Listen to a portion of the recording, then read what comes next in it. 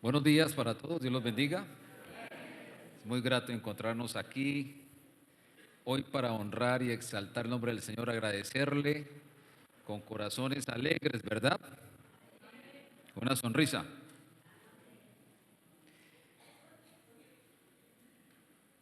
El domingo anterior les comencé a hablar sobre el tema de la familia.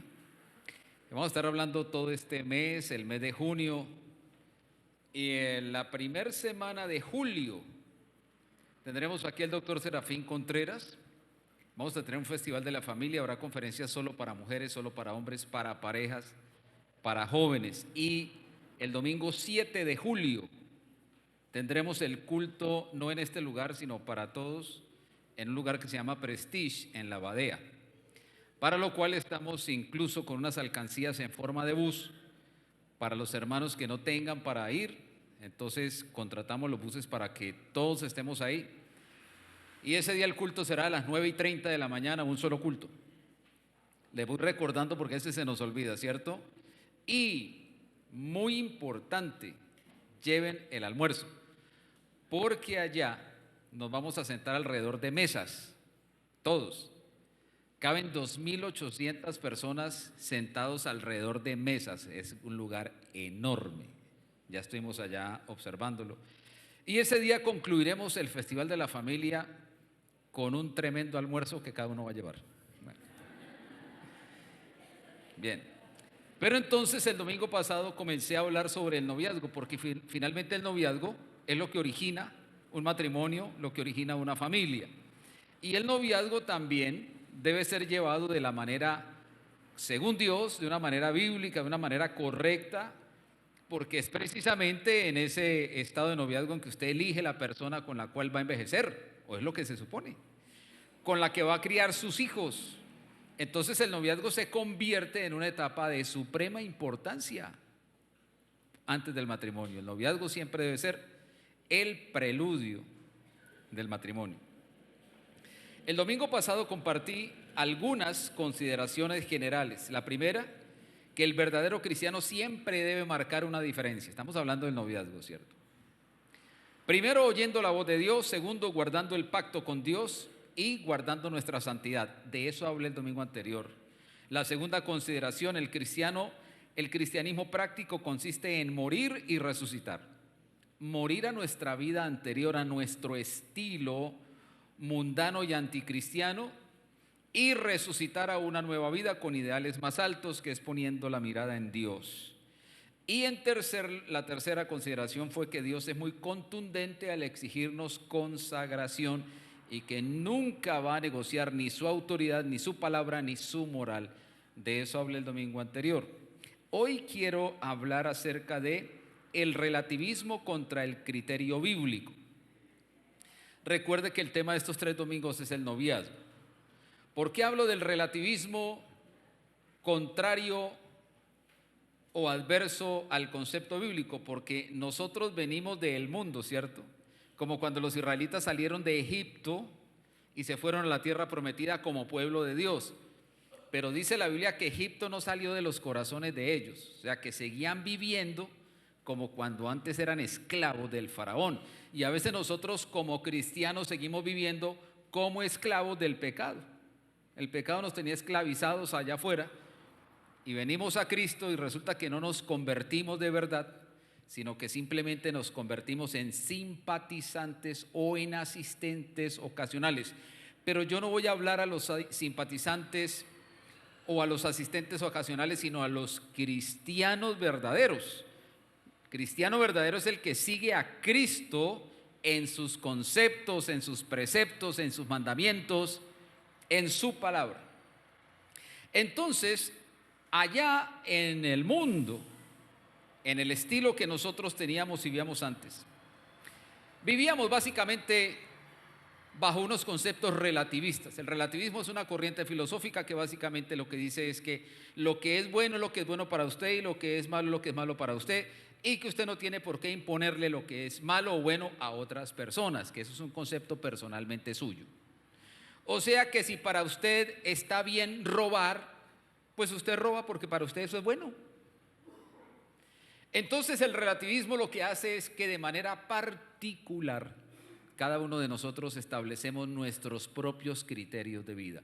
Pero resulta que cuando venimos a Cristo ya no podemos seguir viviendo así, porque ya Él es el que nos gobierna, el que reina en nuestros corazones, por eso es el Rey, el que nos manda, y ya tenemos que comenzar a hacer una transmigración, ya tenemos que comenzar a dejar esos conceptos personales por escucharlos de Él y vivir de acuerdo a los conceptos de Dios.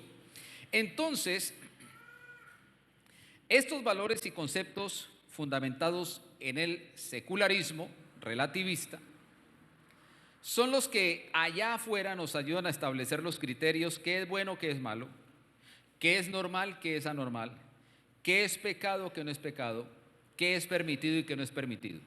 Si nosotros usamos esos criterios, pues muy seguramente van a ser contrarios a los criterios de Dios en la Biblia.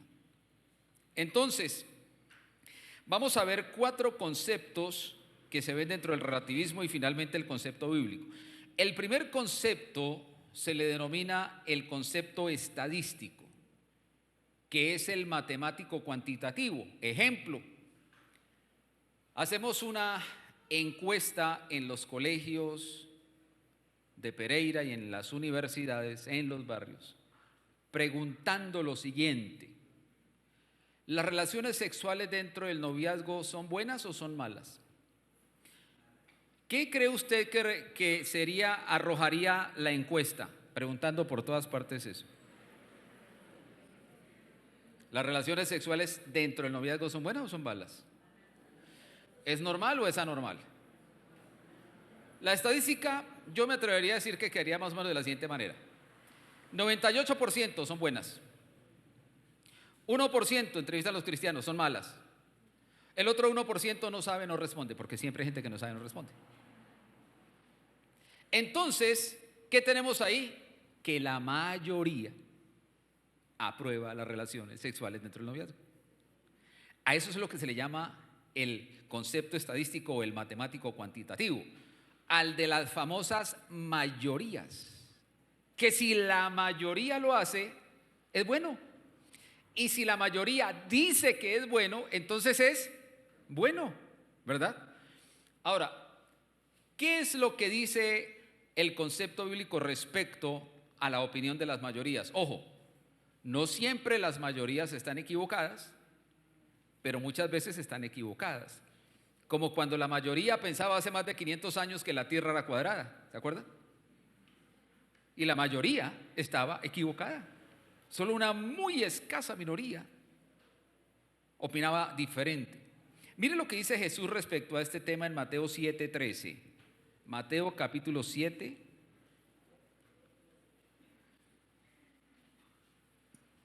Está hablando Jesús. Es el famoso sermón de la montaña. Y dice Jesús lo siguiente: entren por la puerta estrecha, porque ancha es la otra puerta, no dice la otra es un agregado mío, y espacioso el camino que lleva ¿a dónde? A la perdición. ¿Qué dice Jesús? Dice: entren por esta puerta angostica, porque esa que es bien ancha lleva a la perdición. Y mire lo que agrega: y muchos son los que entran por ella. ¿Cuántos entran por la puerta ancha que lleva a la perdición? Muchos. Mire lo que dice el verso siguiente: porque estrecha es la puerta, la que él recomienda, y angosto el camino que lleva a la vida. Mire la diferencia entre perdición y vida. ¿Y cuántos encuentran esa puerta y ese camino? Pocos. O sea que en este pasaje la mayoría está equivocada. La mayoría va rumbo a la perdición. Luego, entonces, no siempre la mayoría está en lo correcto. Y cuando se trata de opiniones de moral, muy seguramente la mayoría está equivocada, porque según Jesús, la mayoría va por el camino ancho, el de los libertinajes, donde usted hace lo que quiere, no tiene ninguna restricción. El camino angosto habla de restricciones. El camino ancho habla de libertades, entre comillas. Pero ¿a dónde lleva ese camino ancho? Según Jesús, a la perdición. Entonces, no nos dejemos llevar en nuestro concepto. Si los noviazgos allá afuera tienen como normal el sexo, como se dice en el fútbol, el toque-toque, como se dice en el idioma del IDEAM, el calentamiento global, ¿verdad? Si allá afuera eso es normal, dentro del cristianismo auténtico no. Entonces debemos seguir los conceptos bíblicos. Ahora, hoy no vamos a tratar ese punto a fondo, eso será el otro domingo. Hoy solamente vamos a ver cuáles son los conceptos que se manejan afuera, cómo se llaman y cómo nosotros no debemos adaptarnos o conformarnos a esos conceptos. Y si antes los teníamos, debemos dejarlos atrás y resucitar a una nueva vida con unos nuevos ideales. El segundo es el concepto filogenético. Este concepto propone, escuche bien, que lo que es normal en los mamíferos superiores, orangutanes y todos estos animales, también es normal para nosotros. Dicen los que proponen este concepto. Entonces, que si hay un orangután en África, por allá detrás de un árbol, que está tratando de tener relaciones homosexuales con otro orangután, como nosotros venimos de los orangutanes, entonces esa práctica también sería para nosotros normal porque nuestros antepasados, los orangutanes, lo practican. Asimismo tendríamos que hacer con los animales que se comen las crías, comérnoslas nosotros también, ¿cierto? O como hace una araña que se llama la viuda negra. Bueno, claro que ese ya no es un mamífero superior, dejémoslo ahí. ¿Qué dice la Biblia respecto al concepto filogenético? La Biblia no dice que nosotros venimos de los orangutanes y por lo tanto nosotros o cualquier otro mamífero superior debemos imitar sus conductas violentas, agresivas o cualquier tipo de conducta, sino que la Biblia dice en Génesis 1:27 que Dios creó al hombre a su imagen y semejanza, varón y hembra los creó a su imagen y semejanza. Entonces, si eso es así, yo personalmente lo creo que es así, no soy llamado a imitar a un mamífero superior, no, soy llamado a imitar a Dios porque de hecho Dios dice, sean santos como yo soy santo. Entonces la imitación de conductas debe ser de nuestros antepasados. Mi antepasado no es un mico, mi antepasado es Dios. Yo vengo de Dios y debo entonces imitar el carácter de Dios, no el comportamiento de los animales, porque fui hecho a imagen y semejanza de Dios y tiene que ver con una imagen moral. Dios no hizo ningún animal a su imagen. Dios hizo al ser humano, al hombre y a la mujer, a su imagen. Pero hay un tercer concepto, es el concepto legal. Entonces no, es legal porque las altas cortes sentaron jurisprudencia sobre eso, y si eso es legal, es bueno, no es malo, por lo menos no es malo si es legal. Ejemplo, en Colombia, las altas cortes permiten el consumo de la dosis mínima de drogas alucinógenas. O sea que si un policía lo coge a usted con esa dosis mínima, es legal, usted puede seguir y fumársela. Es legal. Nadie le va a impedir que lo haga porque la corte dijo que era legal. La pregunta es, ¿todo lo que es legal es moral? ¿Todo lo que es legal es moral?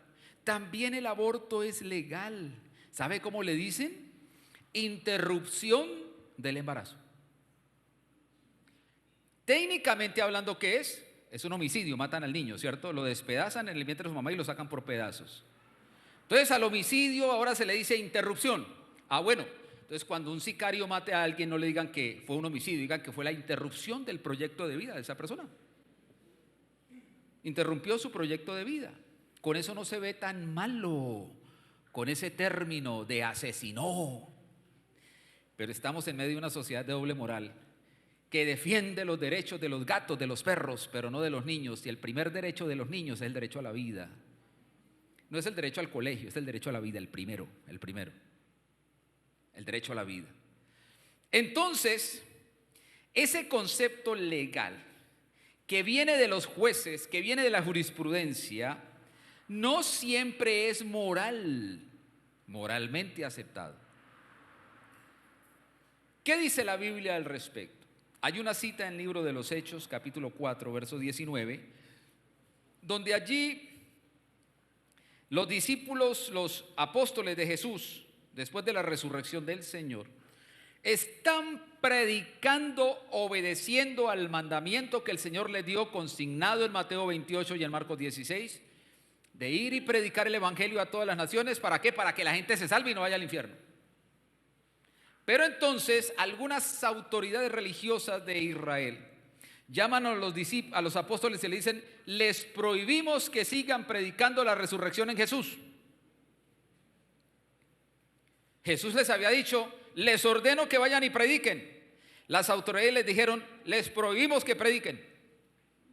Entonces Pedro les dice, y Juan en el versículo 19: juzgad si es justo delante de Dios obedecer a vosotros antes que a Dios. Parece que hubiese una contradicción, entiéndase contradicción aparente, entre este pasaje y Romanos 13, porque en Romanos 13 se nos dice que nosotros debemos obedecer a nuestras autoridades legalmente establecidas. Todo el capítulo habla de eso. ¿Será entonces que Pedro y Juan están contradiciendo lo que luego Pablo estableció en Romanos 13? No hay contradicción, porque hay un punto de equilibrio. ¿Y cuál es? Nosotros sí debemos someternos a nuestras autoridades legalmente establecidas. En este Estado social de derecho hay un presidente, hay gobernadores, hay alcaldes, hay jueces, hay policía, y son nuestras autoridades. Debemos someternos a ellas, lo que dice Romanos 13. ¿Hasta cuándo? Hasta cuando nos den una orden contraria a la moral o a la autoridad de Dios, como en este caso. Los hijos deben someterse a los padres según Efesios 6. ¿Hasta cuándo? Dice: sométanse en el Señor. Agrega esa partícula, en el Señor. ¿Por qué? Porque cuando un padre o una madre manda a un hijo o a una hija a hacer algo que es contrario a la moral del Señor, ese hijo no debe obedecer esa orden. Si el hijo le dice: vaya, róbele a la vecina esa gallina grande que tiene, porque hoy no hay nada para el almuerzo acá, usted verá cómo la trae. ¿Debe ese hijo obedecer esa orden? Aunque haya una necesidad de comer. No, porque el Señor dijo: no hurtarás. Y dice en el Nuevo Testamento que los ladrones no heredarán el reino de los cielos. Y dice en el Nuevo Testamento: el que hurtaba, no hurte más. Por lo tanto, ese hijo no debe obedecer esa orden. No es irrespetar al papá, no es insultarlo, pero no se debe obedecer órdenes contrarias a la moral de Dios y a la autoridad de Dios. Ese es el punto que señala aquí los apóstoles. De manera que si aún las altas cortes nos mandan a nosotros o nos dan permiso, así no sea mandarnos, pero nos dan permiso a hacer cosas malas, nosotros, así sea la muy alta corte, no lo debemos hacer, porque eso es contrario a la moral de Dios. Yo, como cristiano, no voy a obedecer una orden contraria a la moral de Dios. Cuarto concepto. Se llama el concepto social y moral. El concepto que la sociedad se hace de lo que es moral y de lo que es inmoral. Entonces, como les decía ahorita, si nosotros preguntamos allá afuera si un par de novios tienen derecho a acariciarse los genitales y a acostarse, ¿qué vamos a encontrar afuera? Que sí tienen el derecho, que eso no es malo, que lo importante, que lo más importante no es el hecho en sí, sino usar preservativo. Eso es lo más importante, porque aún en televisión había una propaganda del gobierno colombiano que decía: sin condón ni pío. Pero no decía si son novios ni pío, no. Decía era sin condón. O sea que para ellos lo más importante es que no se venga un niño en esa noche loca, porque muy seguramente ese niño lo van a abortar. Y como es lícito el aborto en ciertas circunstancias en Colombia, bueno, Sin embargo, usen condón. Nosotros no decimos en esta iglesia que usen condón. Nosotros decimos lo que Dios dice: abstinencia hasta el matrimonio. Gané un amén. En otra iglesia dijeron por lo menos 3 amenes la última vez que prediqué esto. Hablé en lenguas. Voy a volver a decir. A ver. Aquí predicamos lo que dice la Biblia: la abstinencia hasta el matrimonio. Hablé en lenguas hace un rato, ¿ve?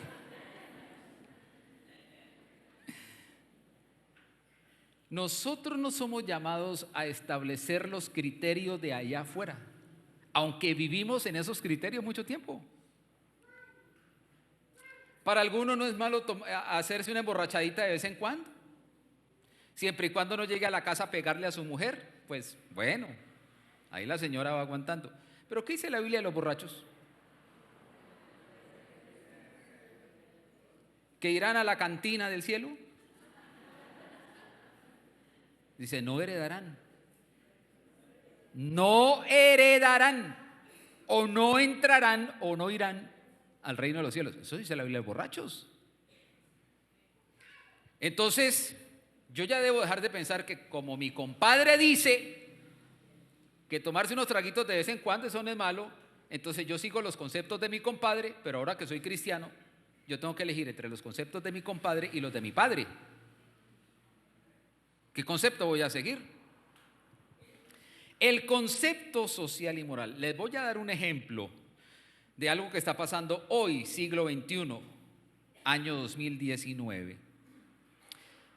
Hay una página que es www.publimetro, es una página de Chile, .che. Y allí dice que hay 47 países en el mundo actualmente donde se practica la poligamia. Permítame leerles brevemente esto. Dice el señor Daniel Casillas, escritor de este artículo: en la mayoría de los países occidentales, entiéndase de cultura occidental, es mal vista y hasta penada la poligamia, pero en muchos otros países, alrededor de 47, esta práctica no solo es aceptada, sino que es legal. Legal. Un documento difundido hace un par de años por la Institución de Seguridad Social en Francia revela que en el mundo hay 47 países en los que la poligamia es permitida por la ley. Tomen nota: Afganistán, Argelia, Bahrein, Bangladesh, Benín, Birmania, Burkina Faso, Camerún, Qatar, Chad, Comores, Congo, Egipto, Emiratos Árabes Unidos, Gabón, Gambia, India, Indonesia, Irak, Irán, Jordania, Kuwait, Líbano, Liberia, Libia, Malasia, Mali, Marruecos, Mauritania, Níger, Nigeria, Omán, Pakistán, República Centroafricana, Senegal, Sierra Leona, Somalia, Sudán, Siria, Tanzania, Túnez, Togo, Uganda, Yemen, Djibouti, Zaire y Zambia son los países donde es legal la poligamia. ¿Tomaron nota? La dije rápido porque no faltará quien intente irse para allá. Y ahorita la salida de pastor me da la lista. No, señor. Está en internet, usted la puede averiguar. Ahora, en estos países es legal la poligamia. Ahora, la poligamia es un término que significa, o traduce al español, muchos matrimonios. Pero dentro de este término se manejan otros dos, que es la poliginia. Y la poliginia es cuando un hombre se casa con varias mujeres. Y la poliandría es cuando una mujer se casa con varios hombres. Y hay países donde una mujer se casa con varios hombres. Hermanas, ¿quieren la lista?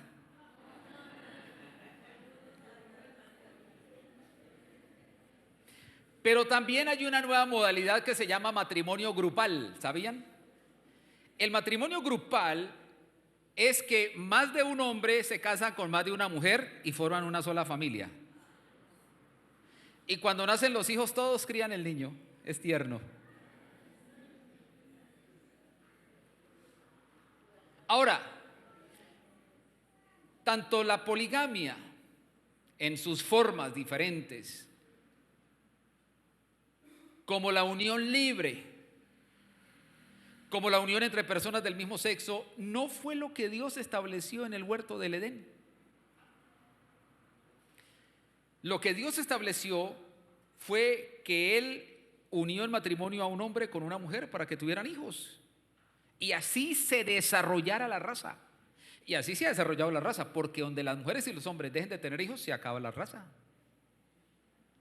¿Verdad? Yo les dejé una tarea el domingo pasado, leer Levítico 18. ¿Cuántos la leyeron? Afuera reclame el premio. Los que no hicieron la tarea, que fueron el 99.17%, entonces la pueden leer esta semana. ¿Sabe de qué habla Levítico 18? 18. Habla de una cantidad de inmoralidades sexuales y cómo Dios las prohíbe. Y Dios dice lo siguiente: todas estas inmoralidades que Él enuncia ahí una por una, dice, esto lo practican los cananeos. Ustedes no vayan a practicar esas costumbres. ¿Qué está haciendo Dios ahí? Dios está diciéndole a su pueblo que sea un pueblo singular, particular, que las costumbres que van a adquirir sean fundamentadas en los mandamientos que Él les dio, no en lo que las otras naciones acostumbran, en sus conceptos de lo que es moral y de lo que es inmoral.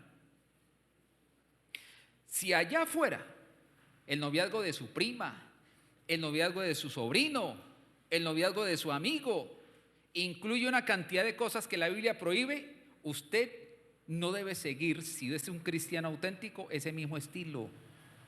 Usted debe seguir el estilo de la santidad de Dios, de la abstinencia, del respeto por el cuerpo del otro, porque es que el cuerpo de su novio y de su novia no es suyo hasta que se case, porque es en 1 Corintios 7 donde dice que es el esposo el que tiene derecho sobre el cuerpo físico de la esposa y viceversa.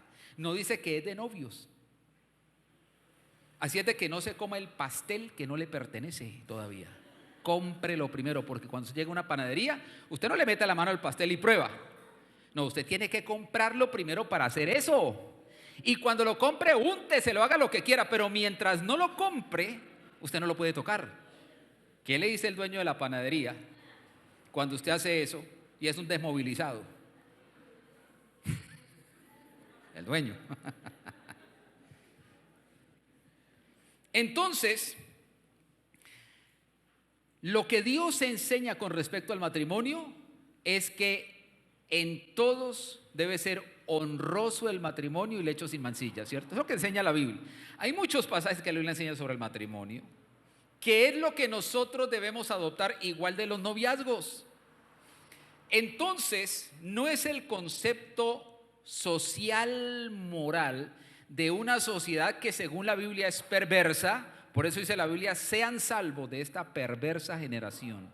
No solamente ser salvos de los pecados que nosotros cometimos, sino ser salvos del estilo de una generación que es perversa, que tiene conceptos relativistas sobre la moral, pero no tiene los conceptos bíblicos de la moral de Dios. Ahora, en quinto lugar vamos a ver el concepto bíblico. ¿Qué es el concepto bíblico? El concepto bíblico es el que extractamos de la Biblia, pero tenemos aquí una situación problemática. ¿Cuál es? Que por la falta del estudio bíblico serio, mucha gente interpreta la Biblia a su manera. Entonces, si tenemos 100 personas con 100 Biblias cada uno, bueno, cada uno con una Biblia, son 100 Biblias en total, abrimos en un versículo, el mismo versículo todos, y le decimos a cada uno, interprete lo que usted entiende de ese pasaje, de ese capítulo o de ese versículo. ¿Qué cree que usted va a encontrar? Usted va a encontrar distintas interpretaciones. Distintas interpretaciones. Entonces cada uno dice, no, pues esta es mi interpretación. Y el otro dice, no, yo entiendo esto otro. Y el otro dice, yo entiendo esto otro. Y otro dice, no, yo escucho a otro predicador que predicó otra cosa diferente a lo que ustedes están diciendo. Entonces la Biblia se convertiría en el libro más confuso del mundo, ¿cierto? ¿Cómo vamos a aprender de un libro que cada uno interpreta a su manera? Y mire lo que dice Segunda de Pedro capítulo 1 verso 20. Segunda de Pedro capítulo 1, verso 20. Me voy a permitir leer este pasaje en la versión traducción del lenguaje actual interconfesional. Entiéndase que cuando hay una versión interconfesional, algunos ya lo saben, a beneficio de los que no, es cuando se reúnen biblistas evangélicos y biblistas católicos. Ojo, ambos son muy buenos. Estoy hablando de biblistas, ciencias bíblicas, científicos. Que yo sepa, en español hay 3 Biblias, pueden haber más, solo conozco 3. La Dios habla hoy interconfesional, que también hay una Dios habla hoy solo por biblistas evangélicos, pero ojo, es la misma. También la traducción del lenguaje actual interconfesional y la BHTI. O sea que hay 3 versiones interconfesionales que yo conozca, puede haber más. Y entonces se ponen de acuerdo los biblistas católicos y los biblistas evangélicos. ¿No les parece interesante? A mí me parece muy interesante ese ejercicio. De hecho, yo leo esas Biblias. Y miren lo que dice la interconfesional, y la otra también debe decir lo mismo. Segunda de Pedro 2, verso 20. Mire lo que dice. Pero antes que nada, deben saber que ninguna enseñanza de la Biblia se puede explicar como uno quisiera. La versión 60 dice que ninguna profecía es de interpretación privada. Y aquí dice, antes que nada, o sea, le está dando una importancia suprema y prelación a esto. ¿Qué es lo que debemos saber antes que nada? Que ninguna enseñanza de la Biblia se puede explicar a mi manera. Eso lo dice la misma Biblia. Dice, ningún profeta habló por su propia cuenta. Al contrario, todos ellos hablaron de parte de Dios. Noten, y fueron guiados por el Espíritu Santo. Pero aquí mucha gente dice, no, pero es que yo también tengo el Espíritu Santo. Y el otro también que interpretó otra cosa puede decir, pero yo también tengo el Espíritu Santo. Y los 25 que interpretaron diferente, cada uno puede decir, yo también tengo el Espíritu Santo. La pregunta es, ¿a qué nos guía el Espíritu Santo? Hablando del estudio de la Biblia, ¿a qué nos guía el Espíritu Santo? Hablando del estudio de la Biblia, el Espíritu Santo nos guía a la investigación. Y les voy a dar 2 ejemplos bíblicos. Uno de los acontecimientos más importantes fue cuando los israelitas salieron de los 80 años de cautiverio en Babilonia, porque se fueron a reconstruir una ciudad y un país que quedó destrozado. Y también la reconstrucción no solamente iba a ser política, no solamente iba a ser una reconstrucción de la infraestructura, sino que iba a ser una reconstrucción espiritual. Y para esa reconstrucción espiritual, Dios escoge a un señor llamado Esdras, el famoso sacerdote Esdras. ¿Y quién era Esdras? Alguien que decía, yo no estudio la Biblia porque la Biblia dice, abre tu boca y yo la llenaré. No, dice la Biblia que Esdras era un erudito. Para ser un erudito hay que ser un estudioso. Pero también dice la Biblia que Esdras era un investigador de la ley de Jehová. ¿Y quién dijo eso? El propio rey del imperio, Artajerjes.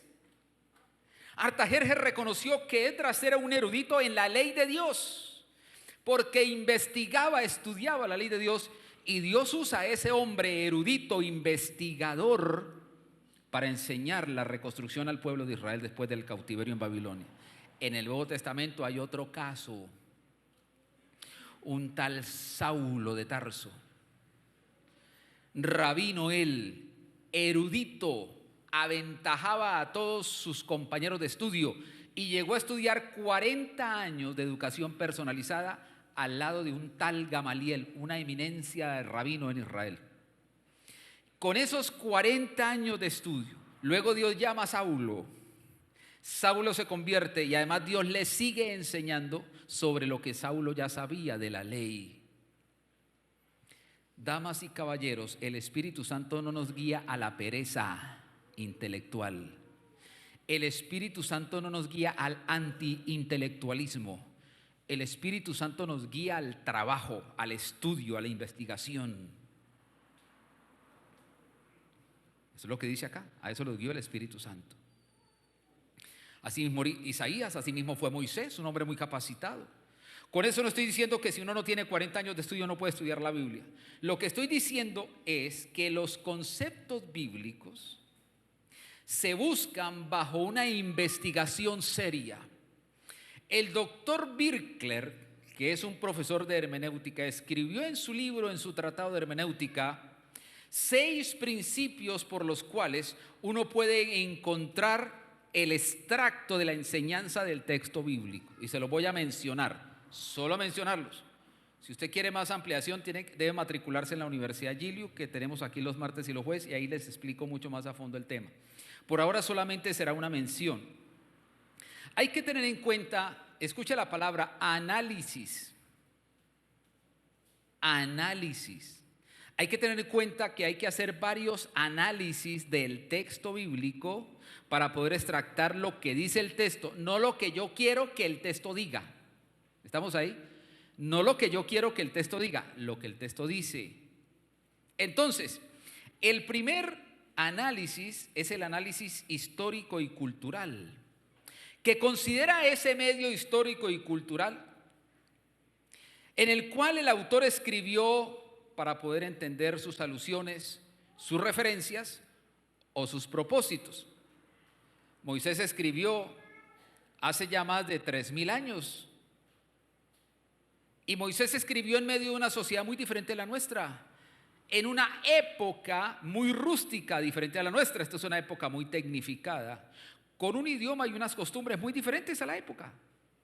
Incluso los primeros fragmentos que se escribieron de la palabra de Dios fueron en letras unciales, o sea, todas con mayúsculas, en hebreo y sin vocales. ¿Cómo traducimos eso? Así se comenzó a escribir la Biblia. Sin puntos, sin capítulos, sin versículos. Era toda, como decimos aquí en el eje cafetero, una mazamorra de palabras.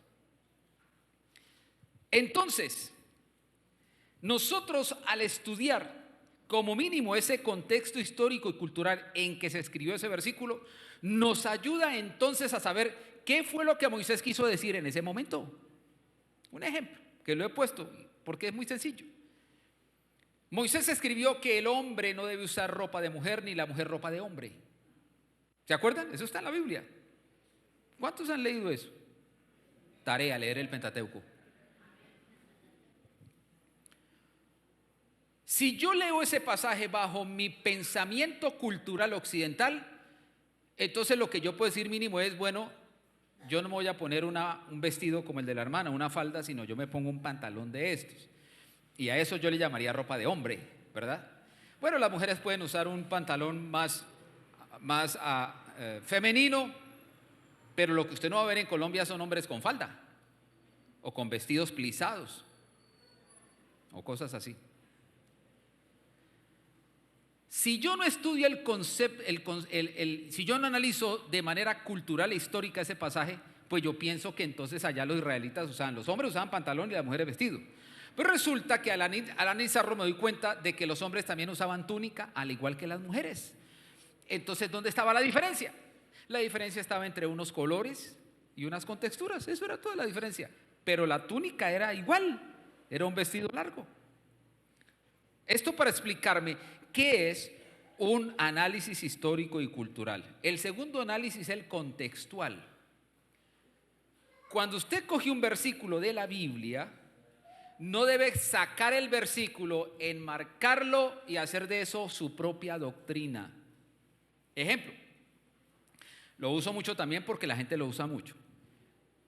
En Filipenses dice, todo lo puedo en Cristo que me fortalece. Filipenses 4:13, ¿cierto?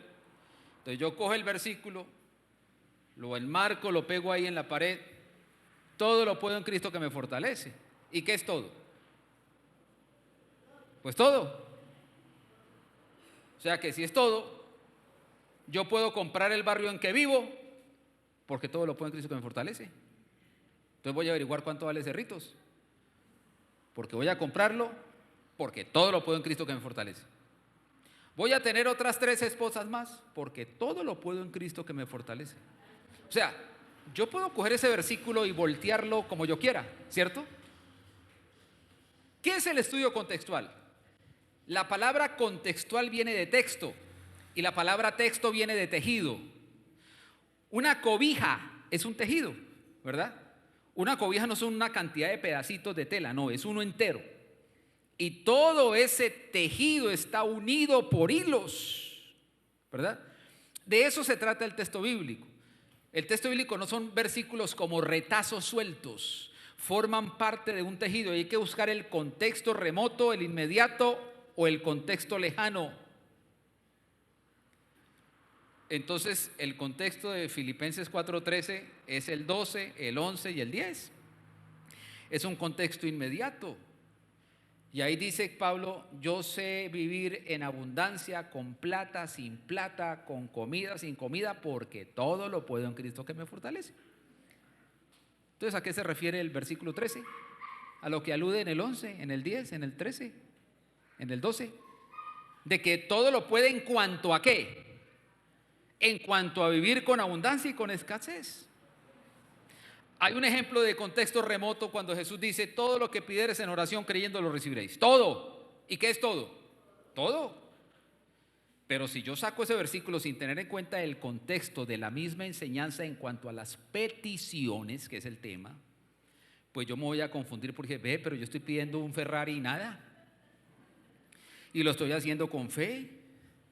No vale sino 1.200 millones, pero nada. Y lo estoy pidiendo con fe. Porque hay otro versículo en la primera carta de Juan que dice, que es contexto remoto a ese: si pedimos alguna cosa, y le agrega alguito más, la que lo aterriza a uno, conforme a su voluntad, Él nos oye. Eso se llama contexto remoto. Entonces nosotros, cuando estudiamos la Biblia, tenemos, si queremos hacer un estudio serio y no salir con herejías, hacerlo un análisis de manera contextual. Tercer análisis, el léxico sintáctico, que tiene que ver con la comprensión de las definiciones de las palabras en sí, lexicología, y su relación con las otras palabras, sintaxis o sintaxis.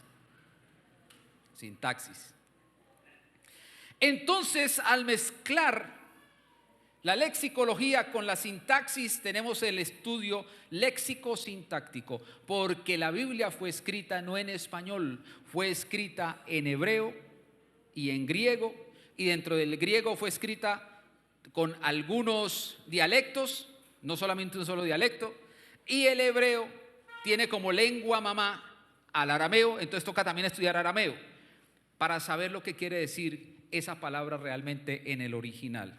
Ya no tengo tiempo para el ejemplo.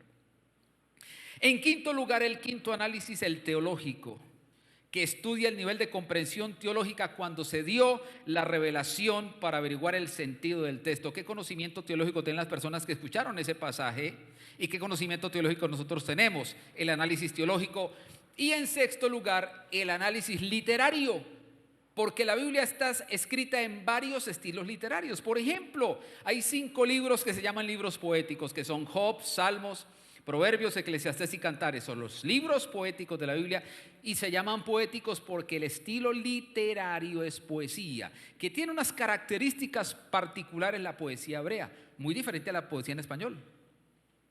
Pero también hay literatura de carácter profético, que es un poquito diferente, pero también hay literatura de carácter didáctico, como las epístolas, la doctrina, pero también está la literatura apocalíptica, que tiene particularidades diferentes a las otras. Y si yo no entiendo eso, entonces yo puedo interpretar una profecía como si fuera poesía, puedo interpretar una poesía como si fuera apocalíptica, y puedo hacer una mezcla por el desconocimiento de los estilos literarios.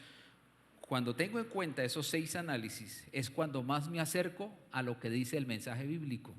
¿Sí me hago entender? Eso no es que yo abro la Biblia y entonces veo yo ahí que Judas fue y se ahorcó. Cambio la página y dice: ¿veías tú lo mismo? Puedo incluso terminar suicidándome. ¿Sí me explico? Bueno, es un ejemplo un poco extremado, pero tiene que ver con lo que estamos diciendo. Cuando hacemos esos 6 análisis, es cuando tenemos el concepto bíblico, cuando podemos contextualizar lo que el Señor escribió hace 2000, 3000 años, o hace 2000 años, o hace 3500 años, y podemos aplicarlo en nuestra vida ya de manera correcta, porque ya entendí lo que el texto dice.